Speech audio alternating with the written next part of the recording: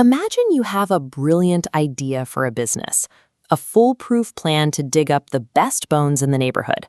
But there's a catch. You don't have the money to buy the shovels, hire the crew, or lease the land. Your great idea is completely paralyzed before it even begins. So how do you get that money? The traditional route is to find individuals who already have cash sitting around and make them an offer.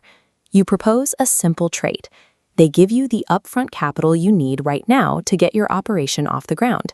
In return, you promise them a slice of whatever future profits the business generates. That slice of the pie is called stock. It represents the total overarching percentage of ownership that these outside investors hold in your new business. To make that ownership easy to manage and distribute, the stock is chopped up into individual countable units. We call those shares. It's a straight mathematical relationship. If an investor buys more of those individual shares, their overall percentage of ownership in your business naturally goes up. This is why the stock market exists. Beneath the flashing screens and chaotic tickers, it's simply a massive funding engine that allows people with ideas to connect with the capital they need to build them. This trade isn't done on a handshake. It's locked in with a strict legal document, like this vintage certificate, which logs the exact shares issued to an investor. By holding this document, they legally transform into a part owner, securing a specific fractional financial stake. That legal status comes with actual rights.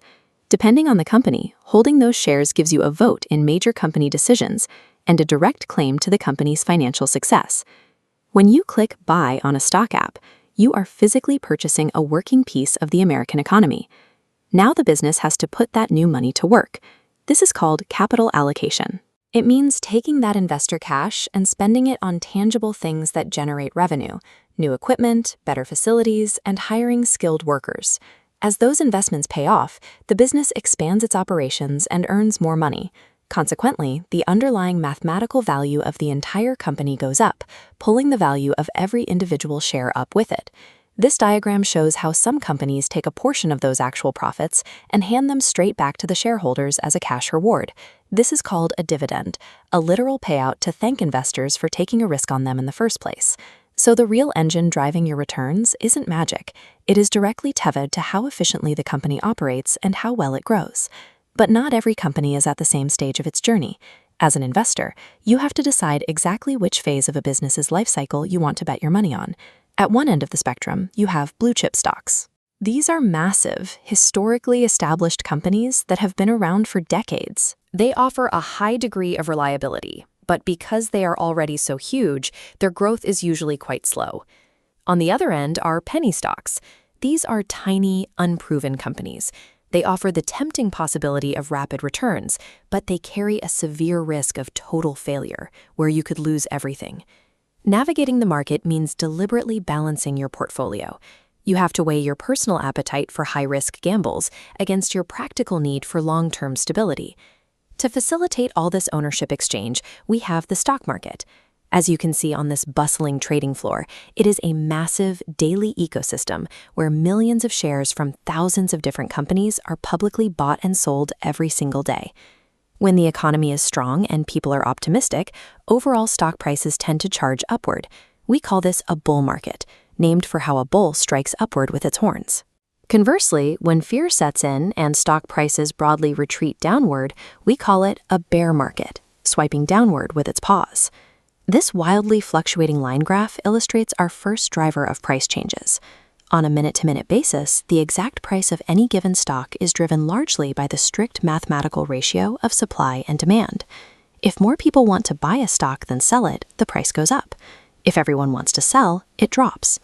That demand is constantly reacting to the news. Sudden macroeconomic data, like inflation reports, supply chain issues, or global conflicts, can cause an immediate, sharp drop in a company's perceived value. Then there is the human element. Pure, unpredictable human emotion, rumors, and internet trends can sometimes send a stock's price rocketing or crashing, entirely detached from the company's actual performance. While a business's real-world fundamentals ultimately dictate its long-term survival, its daily share price remains highly vulnerable to the collective psychology of the crowd. Because of that volatility, pouring your entire life savings into the shares of just one single company is incredibly dangerous. If they fail, you fail. This grade represents the index fund. It's a protective strategy that takes your single investment and splits it into tiny fractions across hundreds of different businesses all at once. The S&P 500 is the most famous example of this. By holding tiny pieces of the 500 largest U.S. companies, it mathematically averages out the inevitable failures of a few specific businesses with the reliable upward growth of the vast majority. This accessible, steady approach is very different from hedge funds, which use complex, high-risk strategies that are generally locked behind closed doors for the ultra-wealthy. The daily stock market is undeniably chaotic. But by participating in the steady, fundamental growth of the broader economy through diversified index funds, everyday people can reliably build wealth over time. As a reminder, this is for educational purposes only, so always do your own research.